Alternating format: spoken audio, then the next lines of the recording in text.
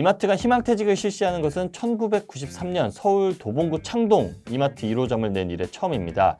지금의 상황을 한 줄로 요약하면 이마트는 자르고 쿠팡은 뽑고입니다.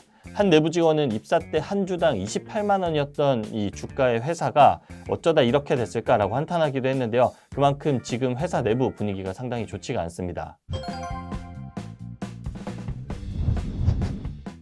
이마트가 1993년 창립 이래 31년 만에 처음으로 이 전사 희망퇴직을 실시하게 됐습니다. 30년 넘게 몸집을 불리면서 유통업계의 이 맏형 자리에 올랐지만 인력을 강제로 줄이는 처지에 이제 놓이게 된 겁니다. 이마트는 이 주된 쇼핑 오프라인 공간이었던 이 대형 마트가 쿠팡 등 온라인 유통 채널에 밀리고 있는 가운데 지난해 실적마저 처음 적자를 기록하자 이 허리띠 졸라매기에 본격적으로 들어갔습니다.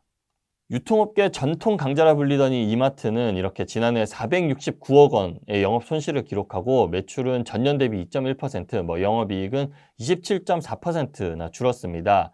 쿠팡 등 이커머스에다가 또 엎친 데 덮친 격으로 알리익스프레스, 테무 등 최근에 중국 온라인 쇼핑 플랫폼까지 이마트를 위협하고 있는 그런 상황입니다. 제가 나중에 알리와 테무의 국내 공습도 한번 다뤄볼까 하는데요. 이 최근에 알리가 물류 창고를 국내에 짓는다고 해서 크게 화제가 됐습니다. 쿠팡이 지난해 이마트를 제치고 실적 부분에서 유통업계 1위를 차지를 했지만 알리와 테무와 또 대결을 해야 할 만큼 이 유통업계에서는 항상 언제나 경쟁이 치열한 것 같습니다. 이마트는 25일 사내 게시판에 이 희망퇴직을 다음 달 12일까지 접수를 받는다고 공고를 했습니다. 이마트가 희망퇴직을 실시하는 것은 1993년 이 서울 도봉구 창동의 이마트 1호점을 낸 이래 처음입니다. 그래서 궁금한 게 딱 이 두 가지더라고요. 회장님이 바뀌시고 희망퇴직까지 받을 정도로 정말 이제 상황이 좋지가 않구나. 그리고 희망퇴직자들은 과연 얼마나 받을까? 이거 두 가지였습니다. 그래서 이 희망퇴직 대상을 먼저 보면요. 수석 부장부터 과장급 가운데 근속 15년 이상 직원이 해당됩니다. 희망퇴직자에겐 법정퇴직금, 그리고 40개월치 기본급에 해당하는 특별퇴직금, 그리고 생활지원금 2,500만 원, 그리고 직급별 전직지원금 1,000만 원에서 3,000만 원이 지급이 됩니다. 이번 이마트 희망퇴직 신청 대상자는 밴드 1이라고 하는 이 수석 부장과 2 부장, 그리고 3 과장급 중 이제 근속 15년 이상 직원이 해당이 되는데요. 입사일 기준으로 보면 이제 15년이 있기 때문에 2009년 3월 2일 이전 입사자입니다. 한 언론사 내용을 찾아보니까 이 20년 차 부장급이 받을 퇴직금 총액이 6억 원 가량이 될 것이라고 추측을 했더라고요. 그래서 작포리아에 따르면 이 2022년 기준 이마트 부장급 연봉은 1억 136만 원 이상이고 임원급 연봉 같은 경우에는 2억 5,300만 원 선입니다. 동종 업계보다 평균 10%가량 높은 것으로 알려졌습니다. 업계에서는 이 15년차 이상의 고연차 이마트 직원의 연봉을 1억 3천만 원에서 7천만 원까지로 이제 추정을 하고 있습니다. 그래서 기사에서 예를 든 게 이 A씨가 이마트에 20년간 근속하고 있다고 가정을 했을 때였습니다. 그러면 연봉이 1억 5천만 원인 이 A씨가 희망퇴직을 신청했을 때 그가 받게 될 최종 퇴직금을 대략 계산을 한 건데요. 세전 기준으로 이 법정 퇴직금 2억 5천만 원, 그리고 2년 연봉에 해당하는 특별 퇴직금 3억 원, 그리고 생활지원금 2,500만 원, 직급별 전직지원금 2천만 원 등으로 총 5억 1,500만 원 정도가 됩니다. 여기서 A씨가 평소 기본 연봉 외에 만약 별도 수당을 더 많이 받았다면 특별 퇴직 금액이 일부 더 늘어날 수도 있습니다. 그런데 제가 듣기로 이 해당 근속연수 기준으로 연봉이 좀 1억 5천만 원이 좀 되지는 않을 것 같다. 여러 군데서 얘기를 들었을 때 1억 5천만 원까지는 되지는 않을 것 같고, 그래서 아마 세전 6억 원보다는 좀 적은 금액을 받지 않을까 이렇게 추측이 됩니다. 이 3개 대형마트 가운데 전사 차원에서 희망퇴직은 롯데마트가 2021년과 지난해 진행한 적이 있지만 이마트 같은 경우에는 이번이 처음입니다. 그래서 한채양 이마트 대표는 아주 무거운 마음으로 희망퇴직을 시행하게 됐다면서 새로운 도약을 위한 이번 조치를 좀 너그러운 마음으로 이해해 주시기를 간곡히 부탁한다라고 설명을 했습니다. 이마트 점포 직원 수는 2022년 말 한 23,800명에서 지난해 말 22,744명으로 한 1,100명 가량 줄었습니다.